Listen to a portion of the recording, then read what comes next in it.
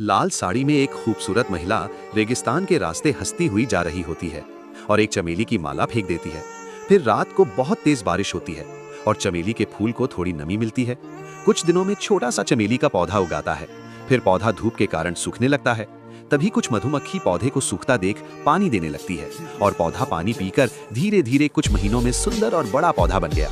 फिर मधुमक्खियां उसकी छाया में बैठी और फूलों का रस पिया। फिर एक दिन रेतीला तूफान आता है और चमेली के पौधे को नष्ट कर देता है। मधुमक्खियां पौधे को टूटा देखकर रोने लगती हैं। अगले दिन उसी टूटे हुए डूल से नया पौधा उगाता है। लाइक शेयर कर दीजिए।